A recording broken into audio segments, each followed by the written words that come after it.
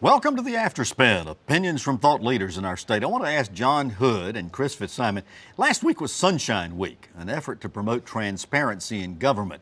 Many complain about the legislative meetings behind closed doors and the length of time it takes to get public records requests filled. How transparent is our government? Is it better today than it was 5 years ago? And what should we do to improve transparency? John Hood, I'll start with you. I would say on balance it's worse than it was before. We mentioned during the show we recently did that Ray Russell, a freshman member of the House, has proposed a series of changes to the legislative process. Again, I like some of them I want to study a little bit more carefully.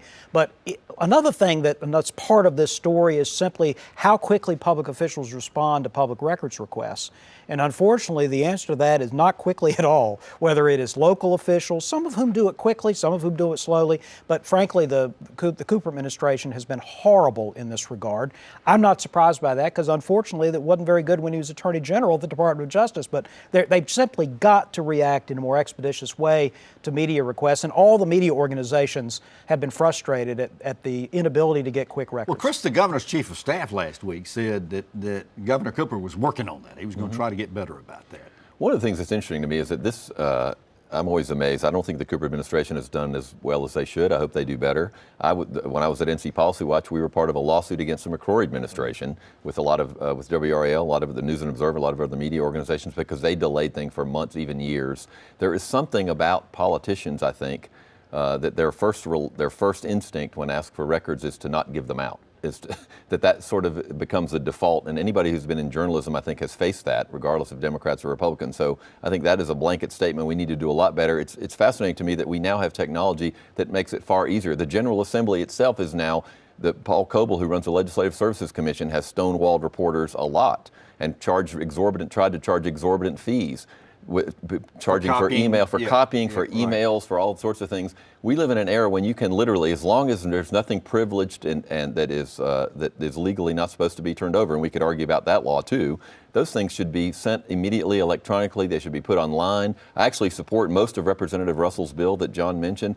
It's insane that we allow bills to be changed in the middle of the night and the last day of the session into something nobody's seen and vote on them many times before members or the public have no copies of anything. Well, the gutting and changing. Right, that's what I'm referring to. There are so many things we could do better. And lastly, I think this is a place I think we all would agree where we should spend taxpayer resources if we don't have enough people to have these records available as soon as we can, because this is literally this is a requirement, this is a law. We can't have a democracy unless the public knows what's happening. I got all of that. Let me take a bit of a contrarian view, because I've worked in state government at some higher levels of state government and agencies in state government. Here's the thing. If somebody comes at you asking for a disclosure of documents, which they say are public documents, and usually are, then the first thing that happens is, wait a minute, what are they looking for? What's there? Then the lawyers for the agency get involved and say, hey, we better look at this and take a look at it and find out if there's exposure and liability. And that's part of what slows down this process. If the lawyers are looking at what is or is not compliant with the public records law, that's appropriate. That's not what they're looking at. Well, then they have no business doing that. Right. That's none of that should not precede releasing the documents. Chris is right about this. And I remember hearing these stories from the Perdue administration, the McCrory administration, now the Cooper administration. You don't understand how expensive it would be.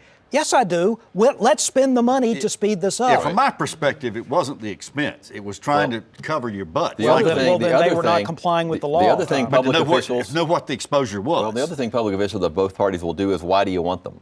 Well, it's irrelevant why you want them. The law is you have to turn them over and make them public. Journalists run into that all the time, and I think we have a long ways to go. Well, why do you want to do that? Thank you for watching the Afterspin. We'll have more video all during the week on ncspin.com.